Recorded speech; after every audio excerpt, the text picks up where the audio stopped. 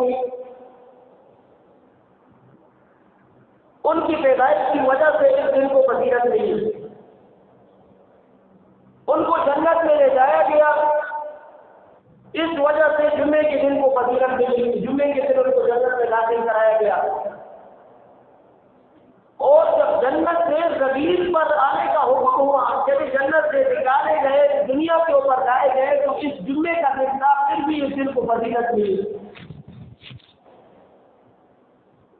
اب یہاں پر یہ بات تو سمجھ میں آتی ہے کہ حضرت آدم علیہ السلام کی پیدائش جمعے کے دن ہوئی تو اس کو فضیلت ملی، اور جنت میں لے جایا گیا، پھر بھی سمجھ میں آتا ہے کہ جمعے کے دن ان کو جنت میں لے جایا گیا تو فضیلت ہے اس دن کو۔ لیکن جب ان کو جنت سے اتارا زمین کے اوپر، پھر اس دن کو فضیلت کس وجہ سے ملی؟ مبارک جگہ سے اللہ تعالیٰ نے ان کو وہاں سے نکلنے کا حکم دیا، زمین کی طرف آئے تو ایک اعلیٰ مقام سے ادنا مقام کی طرف آئے، پھر فضیلت ملی گی، کیوں ملی؟ حضرات علماء کرام فرماتے ہیں، مفسرین محدثین، کہ جب جنت میں لے جایا گیا اس وجہ سے اس دن کو فضیلت ملی کہ مبارک دن میں ان کا جنت کے اندر زیادہ نصیب ہوا، اور جب جنت سے نکالے گئے دنیا کی طرف آئے، پھر فضیلت اس وجہ سے ملی کہ جب حضرت آدم علیہ السلام جنت سے زمین کی طرف آئے تو زمین کی طرف ان کا آنا کتنے انبیاء کرام کی ولادت کا باعث بنا، انبیاء کرام کا دنیا میں آنے کا سبب بنا، اولیاء کرام، صالحین، تابعین، تبع تابعین، صحابہ کرام، اہل بیت پاک، ان ساری بزرگ ہستیوں کو دنیا میں آنے کا جو موقع ملا ہے، جو سبب بنے ہیں، وہ حضرت آدم علیہ السلام والے ہیں۔ تو اسی لیے جمعہ المبارک کو فضیلت اس وجہ سے ملی، جو جنت سے آدم علیہ السلام زمین کی طرف آئے، ان کے آنے کا جو فضیلت ہے وہ فضیلت اس وجہ سے ہے۔ اور پھر اور بھی اس کی فضیلتیں ہیں،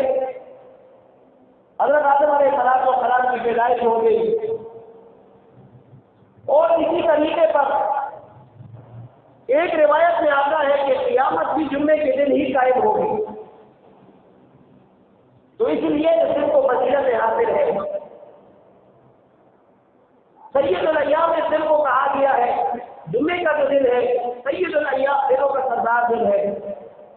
اور ہر ایک قوم کے لیے، یہودیوں کے لیے، عیسائیوں کے لیے عبادت کا دن مقرر ہے، اپنے کے لیے عبادت کرتے ہیں، اہتمام کرتے ہیں وہ کہ یہ جو اتوار کا دن ہے، اتوار کی طرح عبادت کرتے ہیں۔ اس کی وجہ یہ ہے کہ اللہ تعالیٰ نے جب دنیا کو بنایا، 6 دنوں میں بنایا، تو اتوار کے دن اللہ تعالیٰ ان تمام کی تکلیف سے فارغ ہوا، اس وجہ سے آج اتوار کے دن وہ عبادت کرتے ہیں، وہ اس کو فضیلت سمجھتے ہیں۔ اور مسلمانوں کے لیے جو فضیلت ہے وہ آپ کے سامنے بیان کر دی کہ جمعے کے دن کو جو فضیلت ملی ہے، اس میں بہت بڑے بڑے واقعات رونما ہوئے، اس لیے اس دن کو اس وجہ سے فضیلت ملی۔ اور پھر اللہ تبارک و تعالیٰ نے اس دن کو جو اعزاز بخشا ہے، جو اس کو فضیلت ملی ہے، روایات میں آتا ہے کہ اللہ تبارک و تعالیٰ جمعے کے دن 6 لاکھ لوگوں کو جہنم سے آزادی دیتے ہیں، 6 لاکھ لوگوں کو جہنم سے آزادی ملتی ہے جمعے کے دن۔ اور اس کے ساتھ ساتھ روایات میں یہ بھی آتا ہے کہ جو آدمی جمعے کے دن وفات پاتا ہے تو وہ عذاب قبر سے محفوظ رہتا ہے، قبر کے عذاب سے وہ آدمی محفوظ رہتا ہے۔ اور اگر تبارک و تعالیٰ جس کو جمعے کے دن موت دیتے ہیں، جس کے نصیب میں لکھی ہوتی ہے، تو وہ انسان خوش قسمت انسان ہوتا ہے۔ اللہ تبارک و تعالیٰ کے ہاں اس کا ایک مقام اور مرتبہ ہوتا ہے، اس وجہ سے اللہ تعالیٰ اس بندے کو ایک تعظیم میں عطا فرماتا ہے۔ تو یہ انسان کا اس میں اپنا کوئی عمل دخل نہیں ہے، کوئی کمال نہیں ہے۔ اس کا کمال ضرور ہے کہ انسان نیکیاں کرتا ہے، ہوتا ہے، نمازوں کی پابندی ہوتی ہے، تو اس وجہ سے پھر اللہ تبارک و تعالیٰ وہ مقام جمعے کے دن اس کو عطا فرما دیتے ہیں کہ جمعے کے دن اس کو موت ملتی ہے تو اللہ تعالیٰ اس کو عذاب قبر سے محفوظ رکھتے ہیں۔ یہ اللہ تبارک و تعالیٰ کی مہربانی ہے، خاص کرم ہے، وہ جس پر اللہ اپنا فضل فرما دے، ذالک فضل اللہ یؤتیہ من یشاء، جس پر اللہ تعالیٰ کا فضل فرماتا ہے کوئی اسے فضل چین نہیں سکتا۔ تو یہ اللہ تبارک و تعالیٰ نے پیارے پیغمبر صلی اللہ علیہ وسلم کے واسطے سے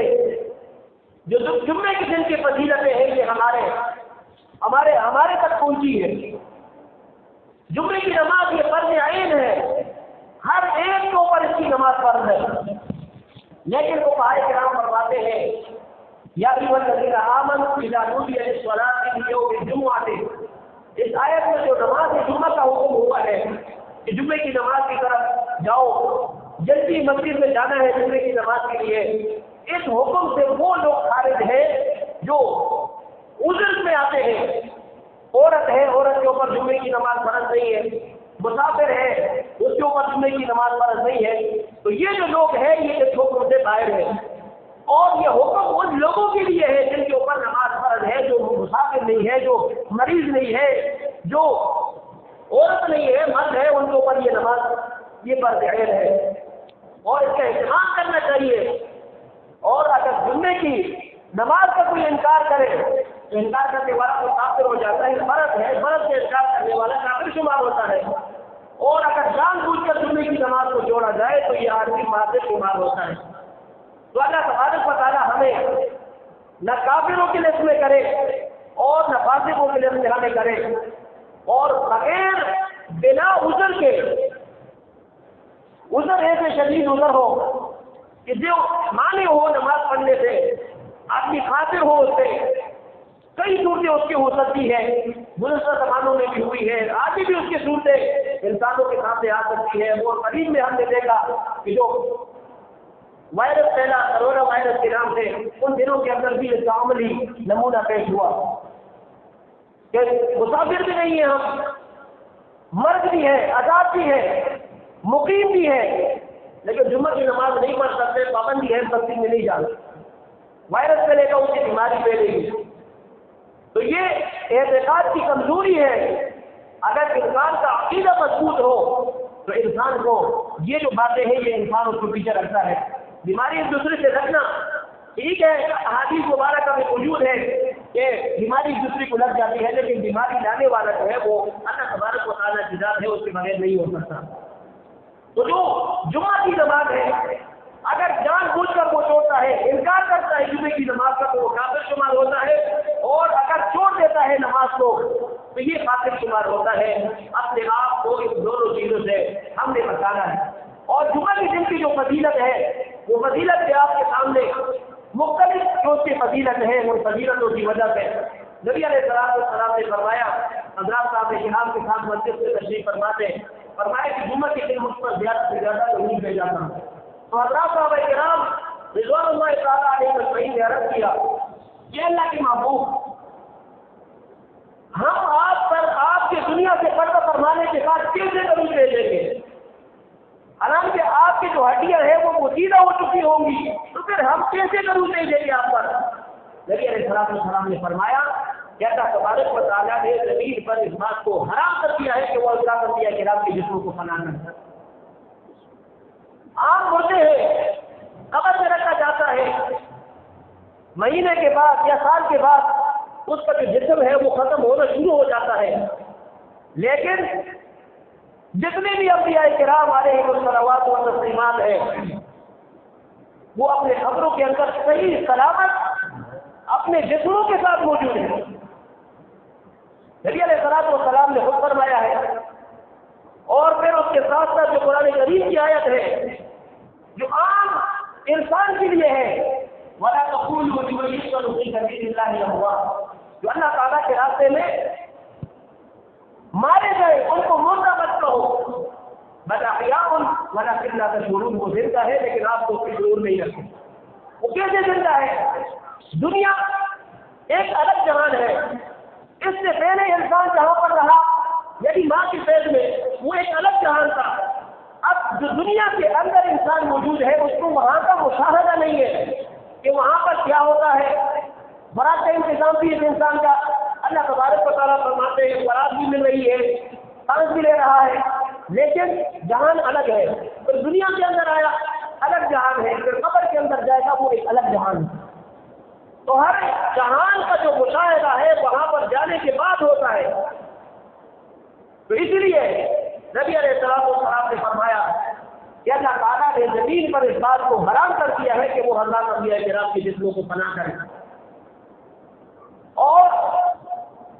مشہور کلام میں پڑھا جاتا ہے زمین میلی نہیں ہوتی, زمن میلا نہیں ہوتا, محمد کے غلاموں کا کفن میلا نہیں ہوتا. یہ کلام جس نے پڑھا ہے اس نے کچھ دیکھا ہے, سب جا کر اس نے یہ کلام پڑھا ہے. اور حضرات صحابہ کرام جب نبی علیہ السلام کا اعلان انہوں نے سنا, اعلان کو سننے کے بعد اس پر عمل کی نیت سے نبی علیہ السلام کی صحبت کو انہوں نے چھوڑا. نبی علیہ السلام کے پاس بیٹھ کر ان کی پیاری پیاری باتیں سننا انہوں نے چھوڑا, گوارا کیا انہوں نے, اور دنیا کے اندر پھیل گئے کہ نبی علیہ السلام نے حکم دیا ہے دین کو پہنچانا ہے آگے. اس دین کو لے کر وہ دنیا کے اندر پھیلے. مختلف ملکوں کے اندر حضرات صحابہ کرام موجود ہیں, اور یہاں ایک علاقہ ہے باہر کے ملکوں میں, وہاں پر حضرات صحابہ کرام کی قبریں موجود تھی. تو وہاں پہ جو حکمران ہے, دیش حکمران, ان کو حضرات صحابہ کرام کی وہاں بھی زیارت ہوئی اور کہا کہ یہاں ہمارے قبروں کے پانی قریب آ رہا ہے, پانی سے ہمیں تصدیق ہوتی ہے, لہٰذا ہمیں یہاں سے منتقل کیا جائے. بزرگ ہستیاں ہیں حضرات صحابہ کرام جو اس دین کے محافظ ہیں, قرآن کے محافظ ہیں, پورے دین اسلام کے محافظ حضرات صحابہ کرام ہیں. اس صاحب نے توجہ نہیں دی کہ نیند ہے, نیند کی حالت میں انسان طرح طرح کی باتیں دیکھتا ہے, خواب سے توجہ نہیں دی. دوسرے دن دوبارہ یہی منظر ہوا, تیسرے دن دوبارہ یہی منظر ہوا. پھر انہوں نے حضرات علماء کرام کو جمع کیا اور ان کے سامنے بات رکھی کہ یہ مسئلہ میرے ساتھ 3 دن سے مسلسل یہ مسئلہ آ رہا ہے. انہوں نے اجازت دی کہ حضرات صحابہ کرام کو قبروں کو کھولا جائے اور یہاں سے ان کو وہاں پر منتقل کیا جائے محفوظ علاقے میں. تو وہاں موقع پر موجود پوری دنیا کا میڈیا جو ہے وہ وہاں پر موجود ہے, اور نبی علیہ السلام کے ان غلاموں کو دیکھنے کے لیے وہاں پر موجود ہے, اور انہوں نے اپنے آنکھوں سے دیکھا اور بے اختیار یہ کہنے پر وہ مجبور ہوئے کہ ان مردہ آنکھوں سے ہم نے اسلام کو زندہ ہوتے ہوئے دیکھا. یہ محمد کے غلاموں کا کفن میلہ نہیں ہوتا, اللہ تعالیٰ دکھاتا ہے. اور ہم اپنے علاقوں میں نظر دوڑائے, کئی ایسے قبریں موجود ہوتی ہیں, کھل جاتی ہے کسی وجہ سے, اللہ تعالیٰ دکھاتا ہے. تو وہاں پر جو مردہ ہے ہمارے جو اڑوس پڑوس ہوتے ہیں کوئی نہیں جانتا, تاریخ نہیں معلوم ہوتی کہ کب سے یہ قبر بنی ہے, لیکن مردہ جو ہے وہ کفن تک وہ میلہ نہیں ہوتی. یہ اللہ تعالیٰ دکھاتا ہے, اللہ تعالیٰ قادر مطلق ہے. لوگ تو چلا دیتے ہیں کہ جلے گا تو حساب کتاب ختم, لیکن انہوں نے اللہ تعالیٰ کو اپنے عقل کے مطابق یاد کیا. اللہ تبارک و تعالیٰ کے لیے تو یہ ضروری نہیں ہے کہ جل گیا ختم ہو گیا پھر کہاں سے ہوگا. بھائی پہلے مرتبہ اللہ تعالیٰ نے پیدا کیا ہے, پہلے مرتبہ پیدا کرنا مشکل ہوتا ہے. ایک مرتبہ چیز بنانے کے بعد دوبارہ اس کا نقل بنانا تو مشکل نہیں ہے. پھر اللہ تعالیٰ قادر مطلق ہے, وہ تو کچھ بھی کر سکتا ہے. تو اس لیے یہ عقیدے کی غلطی ہے. عقیدہ درست رہو تو پھر انسان کے باتیں سوچتا ہے, جلا دیا اور پھینک دیا, اس کو ختم ہو گئے. لیکن ہم تو مسلمان ہیں, ہم تو ہمارا یہ عقیدہ ہے, ہم جہاں بھی ہے جب روح نکل گئی جسم سے بس کوئی ہماری خبر ہے, چاہے وہ پانی کے اندر ہے, وہ گہراؤ کے اندر ہے, وہ گاڑیوں کے اندر ہے, جہاں پر بھی ہے وہاں سے حساب کتاب شروع ہو جاتا ہے. تو اپنے آپ کو آخرت کے لیے تیار رکھنا ہے. نبی علیہ السلام کے حدیث مبارکہ سے یہ بات آگے چلی کہ حضرات صحابہ کرام نے پوچھا کہ آپ کی ہڈیاں جو ہے وہ پوشیدہ ہو جائے گی تو پھر ہم آپ کو کیسے ضرور دے دیں گے. تو نبی علیہ السلام نے اس کا جواب دیا کہ آپ انبیاء کرام کی جو جسم ہے وہ قبروں کے اندر صحیح سلامت ہوتے ہیں, اس لیے آپ ان کا طرف سے ضرور بھیجا کرو. اور ایک روایت میں آتا ہے کہ جو آدمی 80 مرتبہ جمعے کے دن ضرور شریف پڑھتا ہے, اللہ تبارک و تعالیٰ اس کے 80 سال کی گناہوں کو معاف فرما دیتے ہیں. 80 سال کی عبادت کا ثواب اس کے لیے لکھا جاتا ہے. تو میرے محترم دوستو, جو آیت مبارکہ آپ کے سامنے میرے تلاوت کی، یا ایھا الذین آمنوا اذا نودی للصلاۃ من یوم الجمعۃ فاسعوا الی ذکر اللہ، اس میں جمعہ کی نماز کا تذکرہ ہے، جمعے کا دن کا تذکرہ ہے کہ جمعے کا دن جو ہے یہ بہت فضیلت والا دن ہے، اس دن نیک اعمال کرنے چاہیے، اور وقت سے پہلے جو ہے اپنے آپ کو ہم کوشش کریں، اسی گھروں کے اندر موجود ہوتے ہیں تو اب پھر ہمیں کوشش کرنی چاہیے کہ ہم جیسے ہی پہلی اذان ہو اس کے بعد جماعت کی تیاری ہو، نماز کی تیاری ہم شروع کریں، اور جمعے کے دن جو ہے فرشتے مسجد کے دروازوں پر آتے ہیں اور جو اپنے رجسٹر ہے وہ اس کے پاس اپنے رجسٹر ہوتے ہیں جس کو لکھتے ہیں، تو جو آدمی جمعے کے دن اول وقت میں مسجد میں آتا ہے اس آدمی کو حدیث مبارکہ کے روپ میں جو ثواب ملتا ہے وہ ایسا ہے جیسا کہ اس نے خانہ کعبہ کے لیے، مکہ مکرمہ کے لیے، اللہ تبارک و تعالیٰ کے در کے لیے اون کی قربانی اس نے دی، یہ اس کے لیے ثواب لکھا جاتا ہے، اور جو اس کے بعد آتا ہے اس کے لیے ثواب کی جو مقدار ہے وہ گائے کی صورت میں ہے کہ ایک گائے کو انسان یہاں سے دے دے اور وہاں پر وہ قربان کرے۔ اور تیسرے نمبر پر جو آدمی آتا ہے، یعنی جو نماز سے پہلے جو نظریہ بنائی گئی ہے حدیث مبارکہ میں، تیسرے نمبر پر جو آتا ہے اس کو جمعے کے برابر ثواب ملتا ہے، وہ یہاں سے جمعہ کو بیچتا ہے اور خانہ کعبہ میں بیت اللہ شریف کے پاس اس کو ذبح کیا جائے۔ اور چوتھے نمبر پر جو آتا ہے اس کو مرغی کی برابر ثواب عطا فرماتے ہیں، ایک آدمی یہاں سے مرغ بیچتا ہے اور وہاں پر اس کو قربان کیا جائے تو اس پر جو ثواب ملتا ہے وہ جمعے میں چوتھے نمبر پر آنے والے کو ملتا ہے۔ اور جو پانچویں نمبر پر آتا ہے اس کی ثواب کی جو کیفیت ہے وہ ایسے ہے جیسے آدمی یہاں سے انڈا بھیجے اور بیت اللہ شریف میں اس کو اللہ تعالیٰ کے راستے میں وقف کیا جائے، صدقہ کیا جائے، اس سے جتنا ثواب ملتا ہے۔ اور پھر اس کے بعد باری آتی ہے خطبہ کی، جب امام اپنے ممبر پر آتا ہے خطبہ دینے کے لیے تو وہ فرشتے اپنا رجسٹر بند کر کے خطبہ سننے کے لیے بیٹھ جاتے ہیں۔ تو میرے محترم دوستو، خطبے میں یا جمعے کے دن دیر سے آنے میں اگر گردنوں کو پلاننے میں تو اس کا الگ گناہ ہے، گردن کو نہیں پلاننا۔ جو آدمی جمعہ کے دن لوگوں کی گردن پلان کرا کے جاتا ہے قیامت کے دن اس کو پل بنایا جائے گا اور لوگ اس کے اوپر سے جہنم کے اندر جائیں گے۔ تو یہ چھوٹی چھوٹی باتیں ہیں، احادیث مبارکہ سے ثابت ہے، اس کی فضیلت بھی ثابت ہے، وعید بھی ثابت ہے۔ میرے محترم دوستو، اپنے آپ کو نادان نہ بنائے، اپنے آپ کو ثواب کا عادی بنائے، حریص بنائے اپنے آپ کو، لالچ ہو ہمارے اندر کے ثواب میں، ہم کس طریقے پر ایک دوسرے سے بڑھ سکتے ہیں۔ ہمارے دولت سے تو بڑھنے کی کوشش ہوتی ہے لیکن نیک اعمال میں بھی ہم اپنے آپ کو ایک دوسرے سے آگے بڑھنے کی کوشش میں اپنے آپ کو لگائے، پھر اس کا جو لذت ہے عبادت کی لذت اللہ تبارک و تعالیٰ انسان کو نصیب فرماتے ہیں۔ اور آخر میں ایک بات جو ہے وہ انتہائی سرمندی کے ساتھ ایک بات کی جاتی ہے کہ ہمارے جو پیارے پیغمبر صلی اللہ علیہ وسلم ہے، خاتم النبیین ہے، خاتم الانبیاء والمرسلین ہے، امام الانبیاء ہے، ان کے بعد دنیا کے اندر کوئی نبی نہیں آئے۔ ہمارا یہ عقیدہ ہے، لیکن جن کا یہ عقیدہ نہیں ہے وہ نہیں مانتے اس بات کو، ان کے برخلاف چلتے ہیں، وہ کہتے ہیں کہ ان کے بعد بھی نبی ہے، تو ہمارے لیے تو اس میں گنجائش نہیں ہے کہ ہم ان سے نشانی طلب کریں۔ اگر نشانی بھی ان سے طلب کریں گے تو ایمان سے ہاتھ دھو بیٹھیں گے۔ لہذا اللہ تعالیٰ ہمیں ایسا کوئی منظر نبی کہ ہمارے آنکھوں کے سامنے کوئی نبوت کا دعویٰ کرے، مشکل مرحلہ ہے، لیکن اگر آپ کے سامنے کوئی ایسے ہو جائے تو آپ نے اس وقت نشانی اس سے نہیں طلب کرنی۔ حضرت امام ابو حنیفہ رحمۃ اللہ علیہ فرماتے ہیں نشانی طلب کرنے والا کافر ہو جائے۔ اور وہ عجیب پیغمبر جو خاتم النبیین ہے، ان کے جو دشمن تھے، زندگی میں ان دشمنوں نے نبی علیہ السلام کو تکلیف پہنچانے کی بھرپور کوشش کی لیکن وہ نہیں پہنچا سکے۔ اور آج اسی نسل کے جو لوگ ہیں، اسی دشمن کی جو ذریت ہے، اولاد ہے، وہ آج بھی تکلیف پہنچانے کی کوشش کرتے ہیں۔ گزشتہ دنوں میں آپ نے دیکھا ہمارے یہاں صدر سے میٹرو چلتی ہے اسلام آباد تک، کافی سارے اس کے اسٹیشن ہیں، لیکن ان سارے اسٹیشنوں میں سے جس اسٹیشن کے اوپر حملہ کیا گیا وہ کون سا اسٹیشن تھا؟ ختم نبوت اسٹیشن۔ تو اس نام سے تکلیف ہے، آپ ہی لوگوں کو تکلیف ہے، ہمارے ملک کے اندر رہنے والے ہیں ان کو اسلام سے تکلیف ہے، چاہے وہ قادیانی کی صورت میں ہے، کسی اور کی صورت میں ہے، یہ کلمہ پڑھنے والے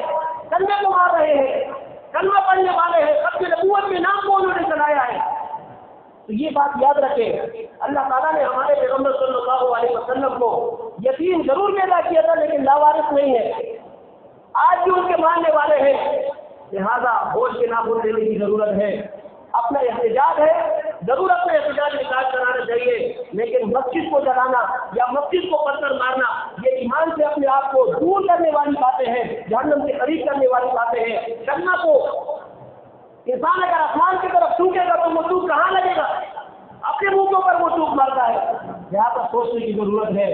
ان چیزوں کے اوپر۔ اور دوسری بات یہ ہے کہ یہ جو وطن ہے یہ ہمارا گھر ہے، اس وطن کی حفاظت ہم نے کرنی ہے۔ اس وطن کے خلاف بہت سارے لوگوں کو تکلیف ہے کہ یہ پاکستان کا وجود کیوں ہے، پاکستان کو 2010 میں ختم ہو جانا چاہیے تھا، 55 میں ختم ہو جانا چاہیے تھا، انہوں نے اپنے قبضوں کے مطابق اس کو ختم کیا ہے، لیکن یہ اللہ کا فضل ہے، یہ رمضان کا تحفہ ہے، یہ قرآن کا تحفہ ہے، نبی علیہ السلام کا یہ تحفہ ہے۔ یہ رمضان قرآن کریم کے نسبت سے ہمیں یہ پاکستان عطا ہوا ہے۔ یہ پاکستان اس کو ختم کرنے والے ختم ہو جائیں گے انشاءاللہ، یہ ملک قیامت کی صبح تک رہے گا۔ اور جتنے اس سے جلنے والے لوگ ہیں، چاہے وہ کسی بھی ملک کے ہیں، مسلمان ہیں غیر مسلمان ہیں، وہ اگر اس ملک کے ساتھ حسد رکھتے ہیں ان کی اللہ ان کی حسد میں مزید اضافہ فرما دے، یہ ملک قائم رہے گا۔ ہمیں اس ملک کے ساتھ محبت کرنے کی ضرورت ہے۔ اللہ تبارک و تعالیٰ ہم سب کو بوجھ کے ناخن لینے کی توفیق نصیب فرما دے، نبی علیہ السلام کی سچی محبت اور اس کی غلامی ہم سب کو نصیب فرما دے۔ واخر دعوانا الحمدللہ رب العالمین۔